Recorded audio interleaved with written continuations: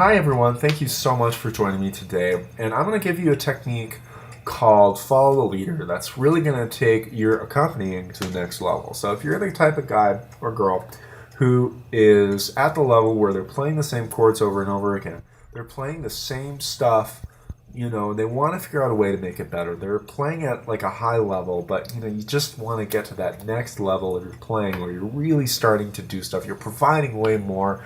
You're giving so much more as a player to the singer you're working with, to the instrumentalist you're working with, and you're playing pop. You want to figure out stuff to bring it up, because part of piano is that there's like 1,000 things. There's 1,000 little things that a really good pianist is going to be doing that just, people starting out, they're just not aware of. They're not listening for it. They don't know how to do it. So I'm going to give you one of those 1,000 little things that I picked up, doing this for over 10 years, those 1,000 little things that I carry with me in my bag of tricks, right? And the thing we're going to be talking about today, again, is that follow the leader technique that I use all the time when I'm playing chords for people.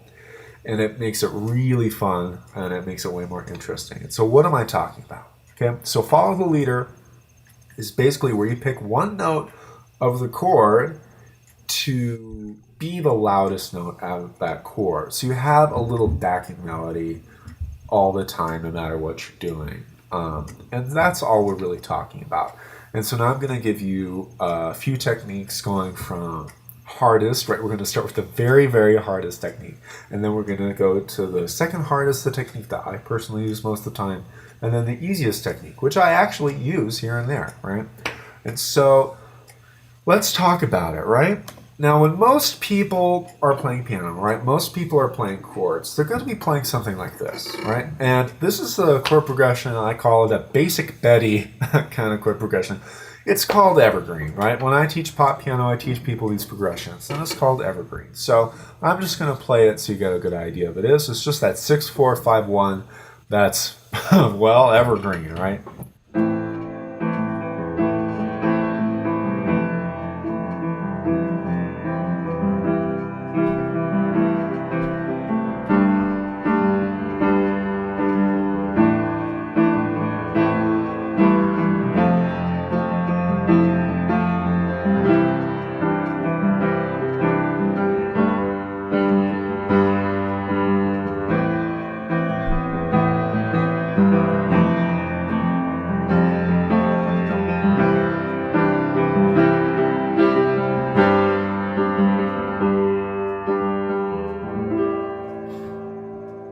So that's the evergreen progression. We've all heard it a million times.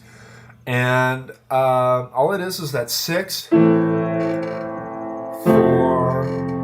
1, 5, right? That's what we've heard a million times, okay? So what I'm going to do is the way most people play this, most of the people who ever play this are going to play it something like this.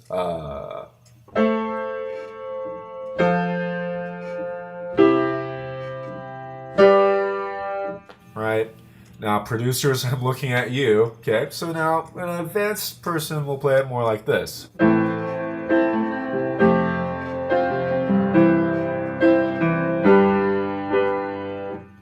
But again, there's something missing there, right? So let's play it more like this.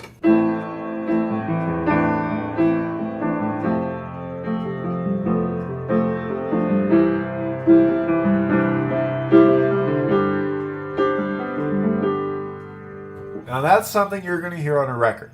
And what I'm doing is I'm taking one note of those chords, the top note, and I'm just bringing it out, right? So let's hear what it sounds like when it's all even, right?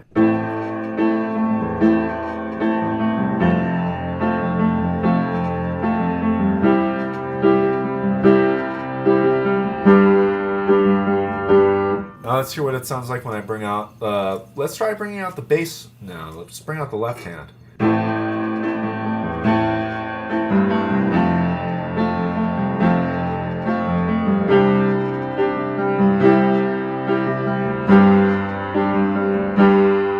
Now let's try bringing out the top note.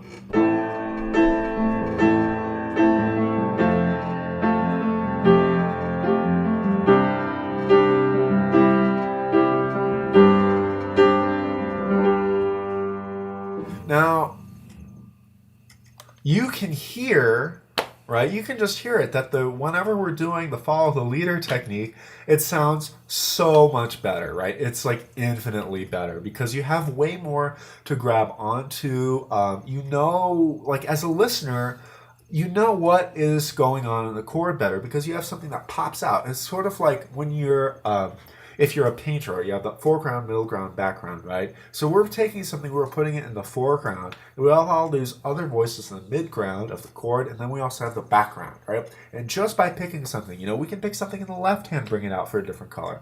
Pick out something in the right hand, bring a different color to it. Pick one of the inner voices, okay? So the first way to do it, the first way to bring this up, right, is let's take a technique that I call plopping, So we're going to talk about plopping, we're going to talk about cocking, and we're going to talk about your thumbs, okay? I know it's goofy, but it'll help you remember it, right? So we're going to talk about plopping. And plopping is the very hardest one. We're going to go from hardest to easiest, right? And so we're going to talk about plopping first. Plopping is where it's almost like rolling a chord, where you take part of your hand, and the pinky in this case, we're going to use the pinky for our examples. You take part of your hand, and all you do is instead of playing the chord like this, where it's all at the same time, let's just pretend I'm playing a nice simple A major chord. You sort of kind of roll the chord from the top down, right? So if I'm doing it in slow-mo, and super slow-mo, it's going to look like that. And when I'm doing it fast, it's going to look more like that. Okay, so what does this look like from the overhead? Now, let's just start with that A minor chord. It's going to look like this from the overhead, right? See, I'm sort of slightly cocking my wrist, and I'm playing in slow motion.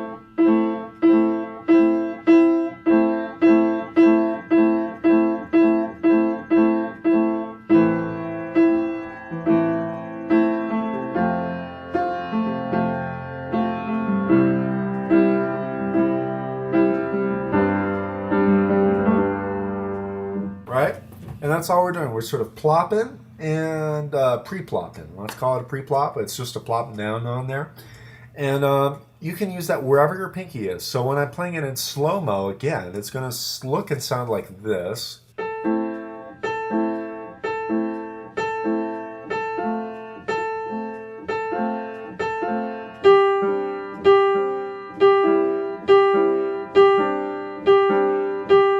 I speed it up, maybe half speed, it's going to look like this.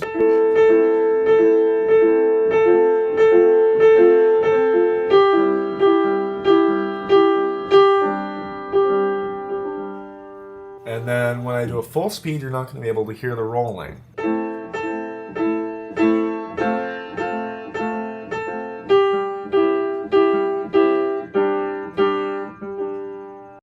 And it's a very classical technique. It actually takes a little while to develop, but those are the exercises you can do.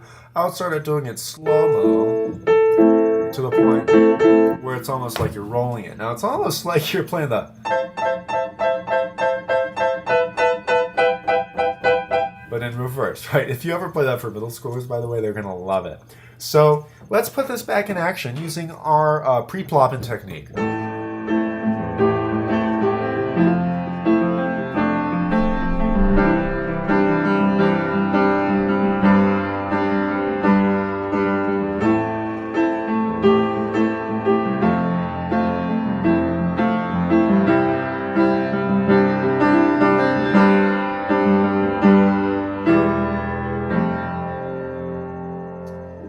Man, that's fun.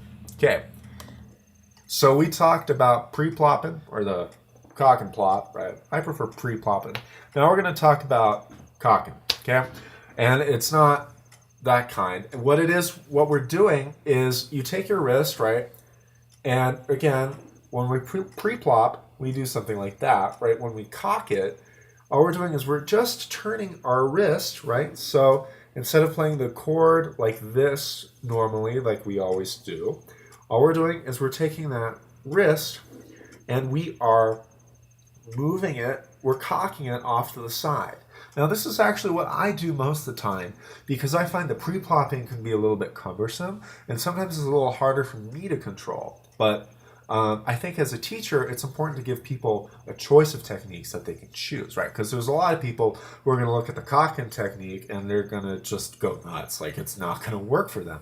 But I think it works for me, and it'll probably work for you too if you try it out, right? So all you do, you bring your hand, you cock it, you cock, and drop, right? And that's all you're doing, right? That's all we're doing. We're just working with weight here. So let's look at it from the overhead camera, okay? And so instead of hitting the chord like this,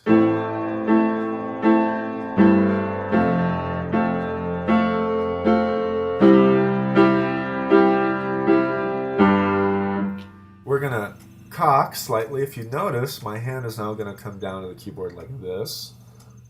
Like, here's pre-cock and here's post-cock. I'm kind of moving my elbow in a little bit too to get this.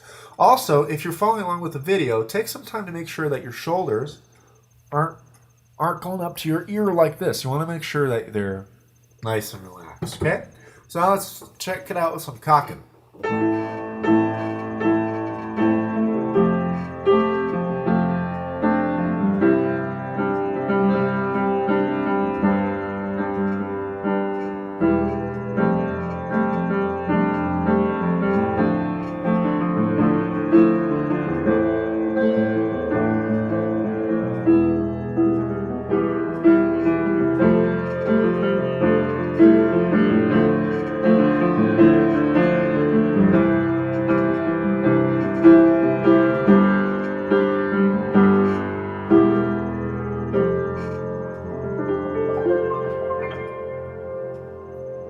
Man, you know, it sounds so much better, right? And just to recap, right, all we're doing, it's not some fancy magic trick, right? It's not that. There's a lot of stuff that I'm doing that is magical, but that's not it. We'll talk about that later, right? So what I'm doing is, I'm using the weight of my hand. I'm just cocking it, right? It's amazing. And you can actually cock your hand differently. Like, if I want to bring out an inner voice, all I have to do is sort of cock my hand in like this. And we have sort of the same effect as the plop and drop, but something a little easier, right? So let's say I want to bring out a middle voice. Like, let's say I want to bring out those two guys right here. You know, we got a melody in there. Let's make them sing.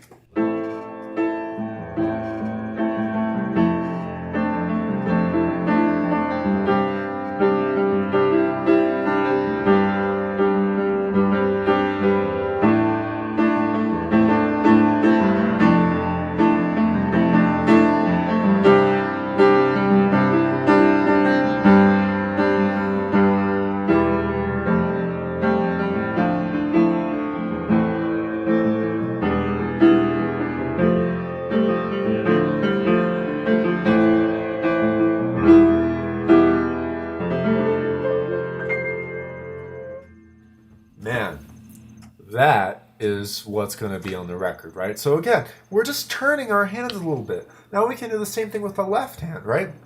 What if I want to bring out, do I want to play in a new key? Let's play an E for a little bit, okay? So let's check this out, right? I'm going to bring out some of the stuff in the left hand, right?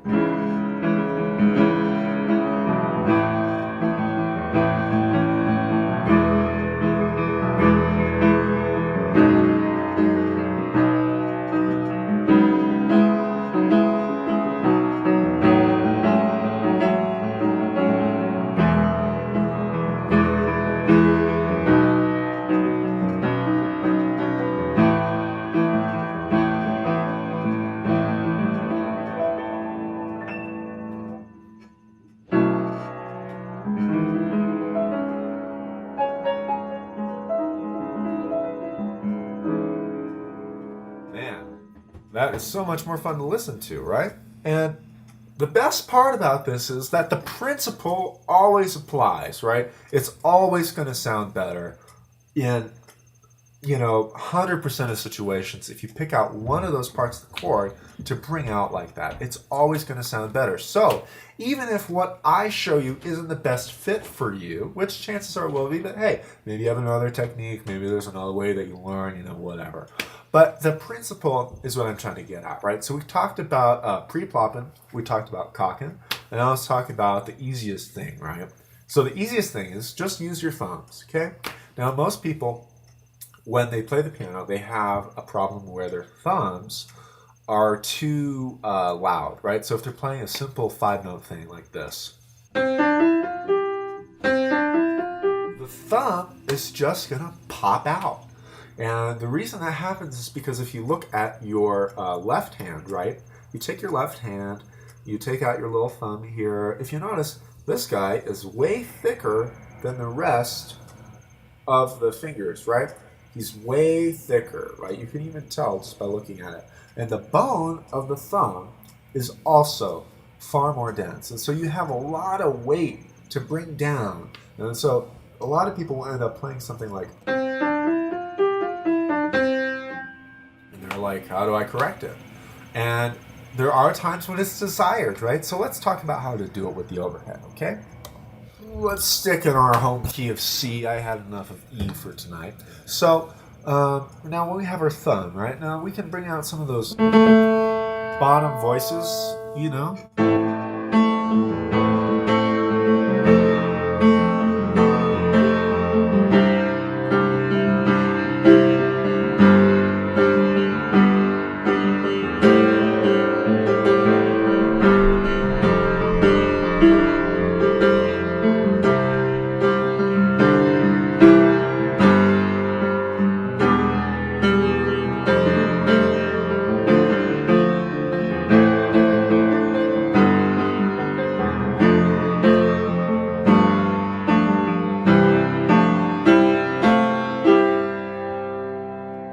And we sort of bringing out that tenor there. Now this is actually the easiest version, right?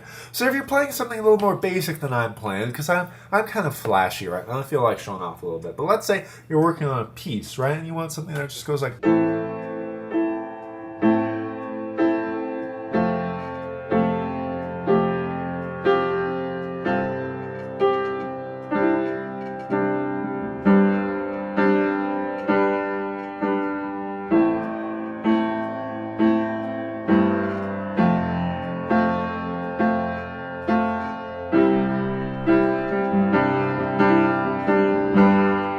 okay? So now let's sort of recap all the techniques, and then I'm going to show you how the colors change, emphasizing different notes, right? So the first technique we talked about is pre-plopping. It tends to be the most difficult.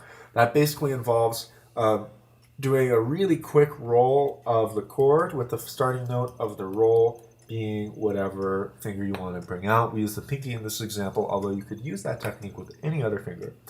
The other technique that we talked about is called cocking, where we, turn our hand in a certain position so that our fingers will hit faster and therefore produce a louder sound at the piano. And the final technique we talked about is just using your thumbs and letting the extra weight from your thumbs, bring out a voice chord. And we talked about why this is important, because it'll just make it sound better because you're guiding the listener to the chord better. The chord has that foreground, midground, and background quality that you'll be able to provide people, right? Even if you're playing a simple chord progression, because, we clearly made something simple, not so simple. So what I'd like to do now, before I let you go, and thank you so much for making it to this part of the video, is that I'd like to show you, sort of moving from the bass to the top, the different color effects that you will, that are now open to you as you're accompanying. So we're going to start moving with the bass all the way up to the top, right? So same progression.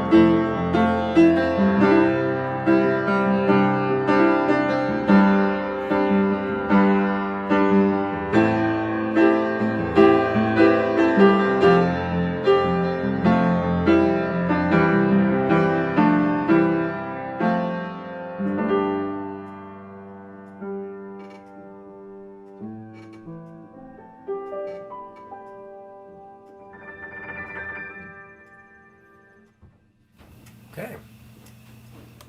All right. Thank you so much for joining me for this video, and I hope to see you soon. All right. Bye.